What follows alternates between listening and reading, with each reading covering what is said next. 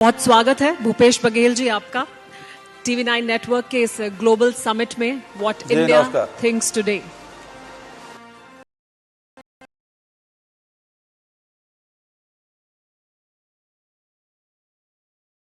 साढ़े 3 साल लगभग हो चुके हैं कमान संभाले हुए आपको छत्तीसगढ़ की। हमारे दर्शक और हम सब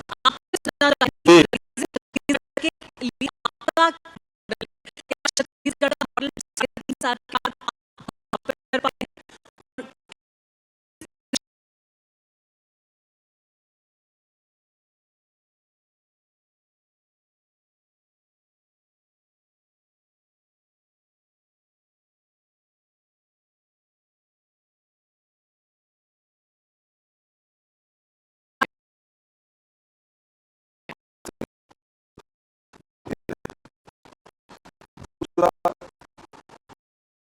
भूमिहीन श्रमिक न्याय योजना देश में पहली बार जो भूमिहीन श्रमिक है उसको भी 7,000 रुपये सालाना। और तीसरा,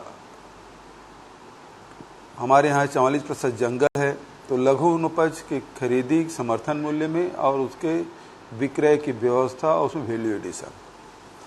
और चौथा है गोधन न्याय योजना, जिसके माध्यम से हम प्रत्येक पंचायत में गोबर खरीदने की व्यवस्था कर रहे हैं और उसे वर्मी कंपोस्ट बना रहे हैं और वहाँ रूरल इंडस्ट्रियल पार्क स्थापित कर रहे हैं।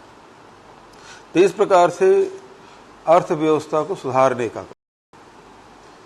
दूसरी बात यह है कि स्वास्थ्य के लिए जितने भी हमारे डिस्ट्रिक्ट हॉस्पिटल है, PSC है, CSC है, उसे मजबूत करना।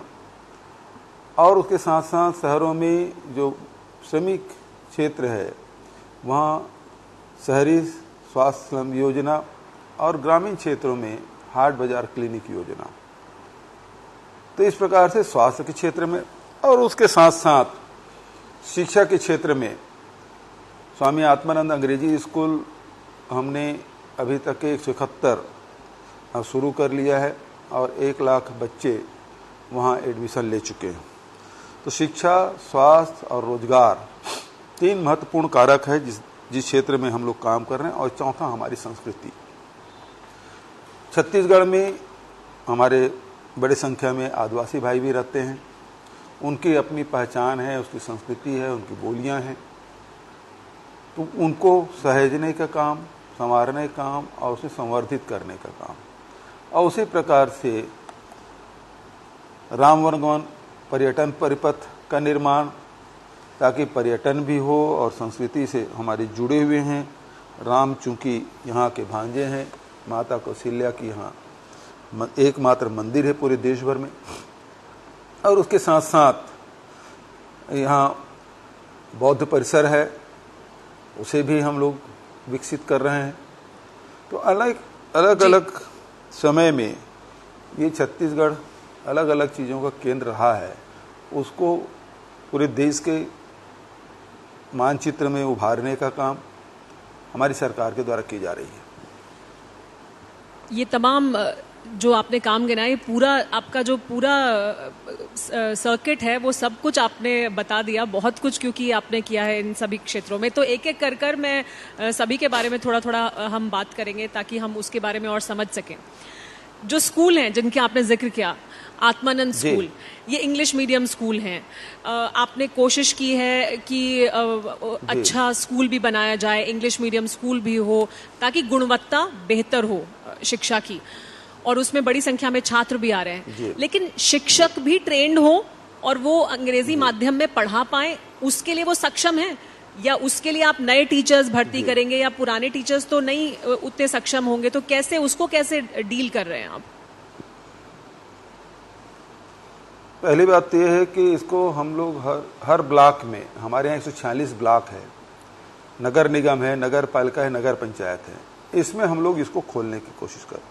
और ये हमने वो लक्ष्य हासिल कर लिया कि हर ब्लॉक में, ट्राइबल जो ब्लॉक है उसमें हमने इसको शुरुआत की है, शहर में भी है। और एक प्रकार की शिक्षा व्यवस्था हो, एक प्रकार की यूनिफॉर्म हो, और ये सब शिक्षा है वो निःशुल्क है। और गरीब बच्चे हैं उनको भी, या लोअर मिडिल क्लास के लोग जो आर्थिक बोझ से, फीस से दबे रहते हैं, उनको हम लोग इसे लाभान्वित कर पा रहे हैं।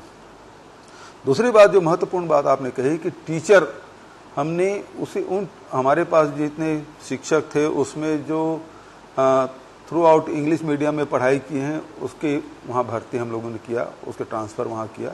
और जो विषय के और टीचर नहीं हैं तो उसके लिए जिला कलेक्टर के अध्यक्षता में एक कमेटी बनाई है और एक स्कूल को यूनिट मान के वहाँ भर्ती हमने किया है, जिससे सभी विभाग के भर्ती हो सके, सभी टीचर रहे।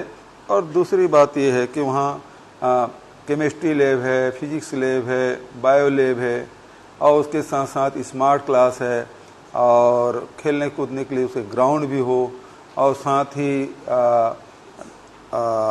लाइब्रेरी हो।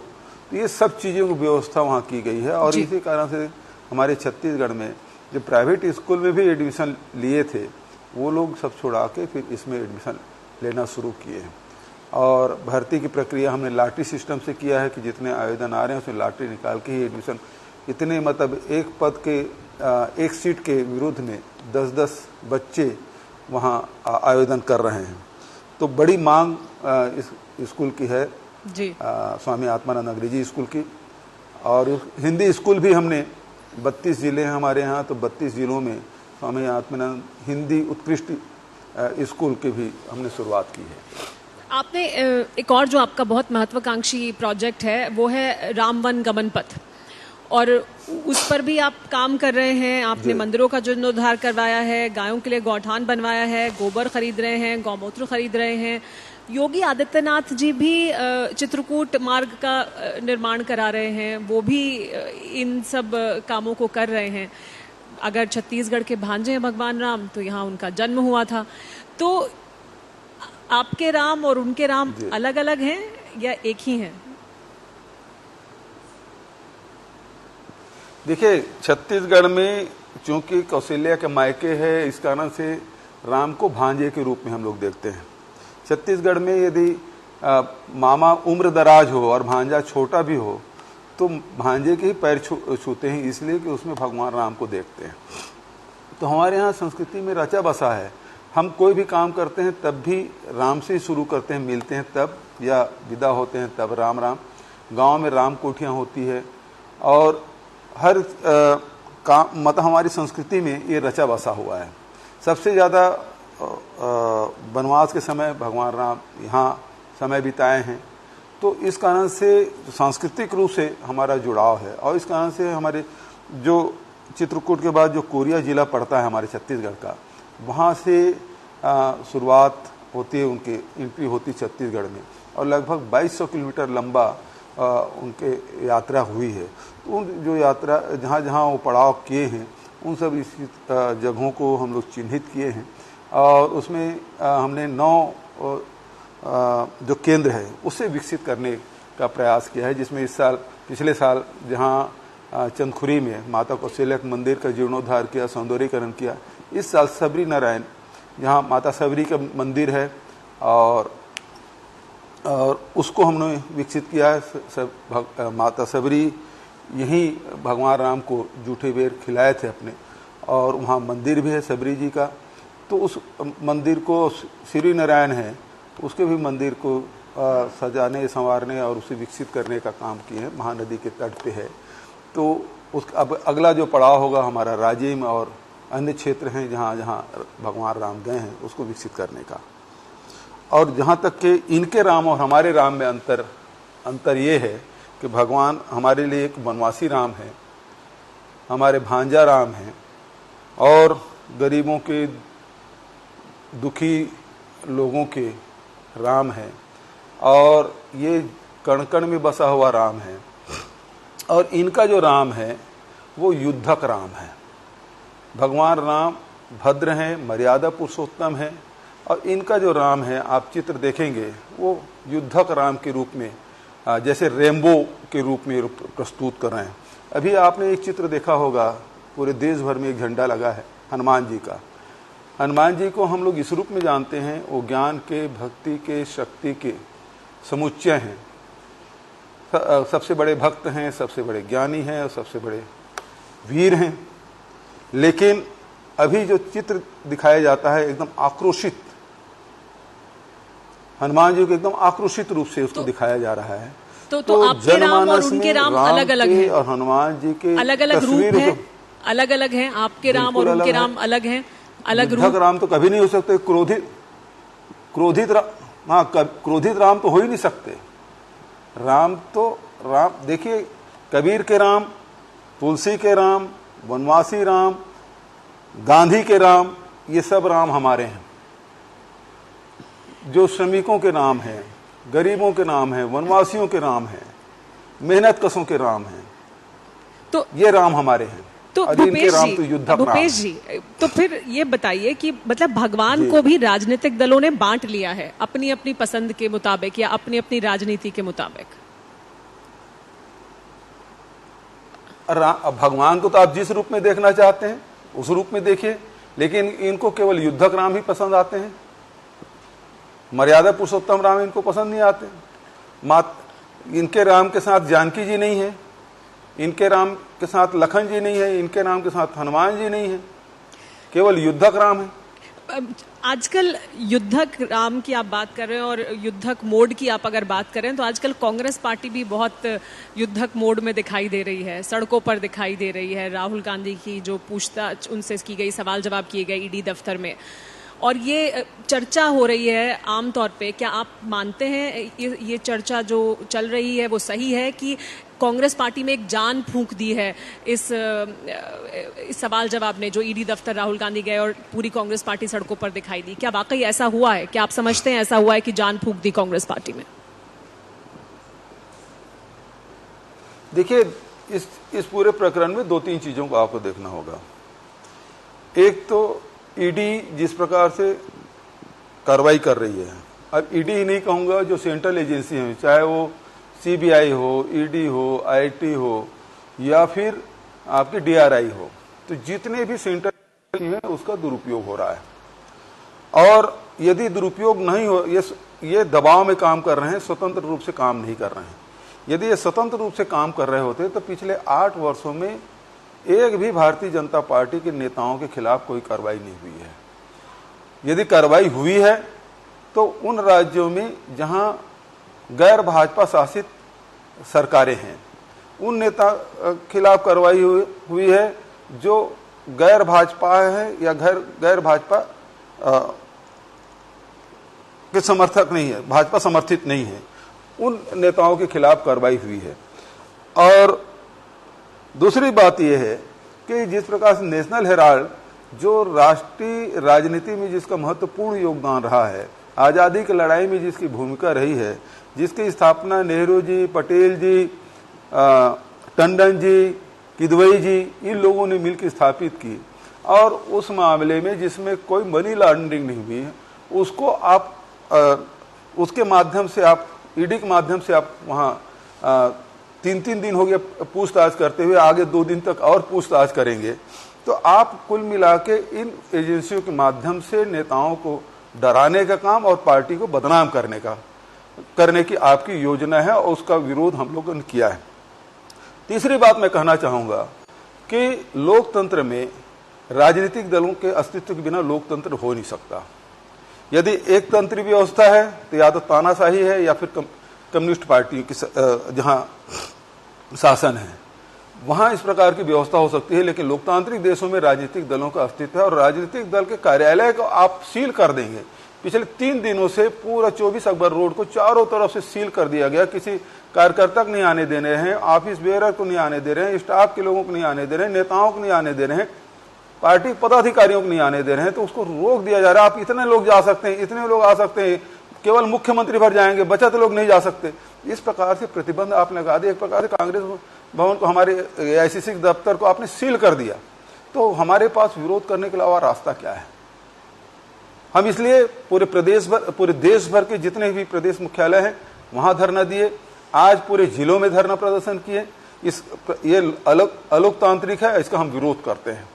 तो ये जो सेंट्रल एजेंसी हैं उसका दुरुपयोग नहीं होना चाहिए। मैं फिर से दोहराना चाहूंगा, 8 साल में किस भारतीय जनता पार्टी के नेता के खिलाफ कोई कार्रवाई ये सेंट्रल एजेंसी ने किया है। और दूसरा, जो विपक्ष में जो जितने नेता थे, यदि उसके खिलाफ कार्रवाई हुई और भारतीय जनता पार्टी में शामिल हो गए तो उसके बाद उसके खिलाफ कोई जांच नहीं हो रही है। जो जांच है या ठंडे बस्ते में डाल दिए हैं या समाप्त कर दिए गए। तो इस प्रकार के जो कार्रवाई चल रही है ये देश के हित में बिल्कुल नहीं है। लेकिन आपको लगता है कि इसने कांग्रेस पार्टी में एक ऊर्जा भरी है, कार्यकर्ता सड़क पर उतरा है, आक्रोशित है, आंदोलित है? अब उसको राजनीतिक दृष्टिकोण से देखेंगे तो बिल्कुल सही बात है कि कार्यकर्ता इस घटनाक्रम से निश्चित रूप से लोग सड़कों पे आए हैं, आंदोलन के हैं, विरोध में आए हैं। और जो नेशनल हेराल्ड के केस हैं उसके बारे में लोग अब जानने लगे हैं कि है क्या मामला।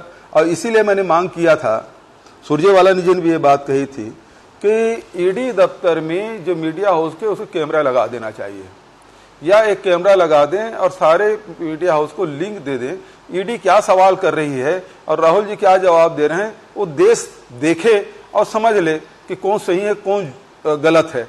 और ये इस प्रकार भारतीय जनता पार्टी के नेता और मंत्री लोग जो बाहर से उनको फीडबैक दे रहे हैं, उससे बचा जा सकता है और वास्तविक स्थिति के बारे में लोगों की जानकारी हो सकती है। लेकिन भूपेश जी, ये इसके पहले भी आपने बताया, सुरजेवाला जी ने भी कहा, आपने भी कहा, अशोक गहलोत जी ने भी कहा, मतलब कई जगह से बात आई कि लाइव प्रसारण कर दीजिए आप जो सवाल जवाब हो रहे हैं।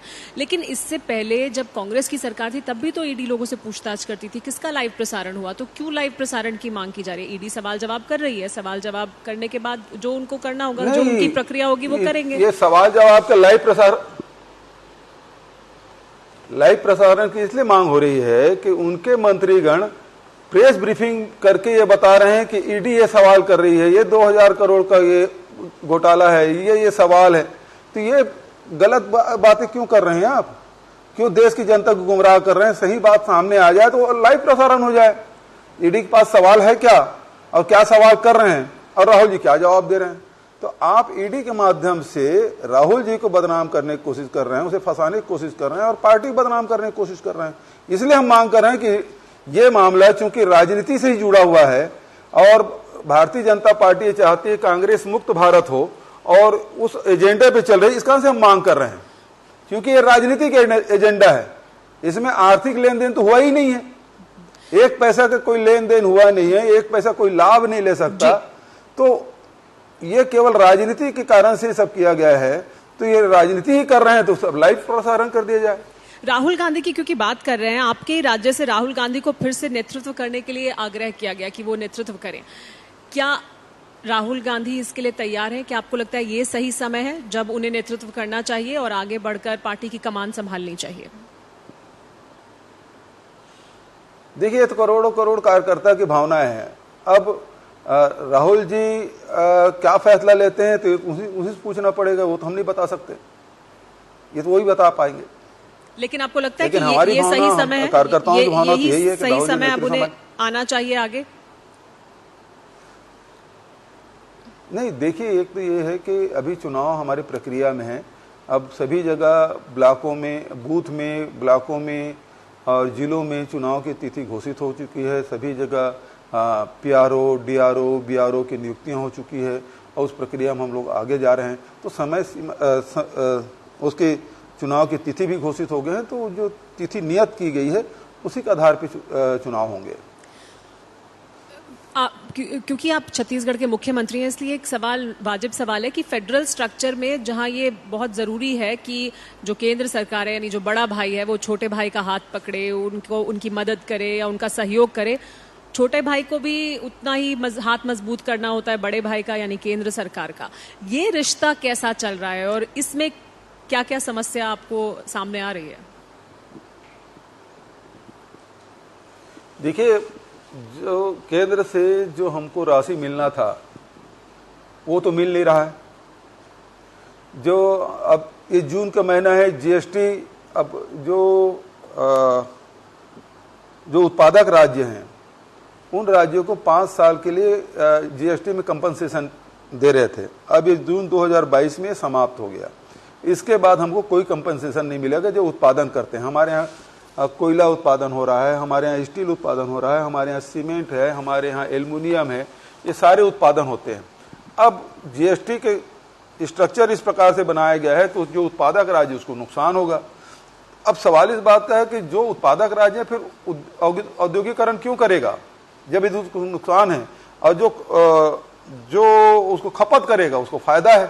तो एक तो हमने मांग की है कि ये जो जीएसटी का आपका नियम है उसमें या तो परिवर्तन करिए या फिर ये जो compensation cut off date June 2022 की है उसको 5 साल के लिए आगे बढ़ाइए।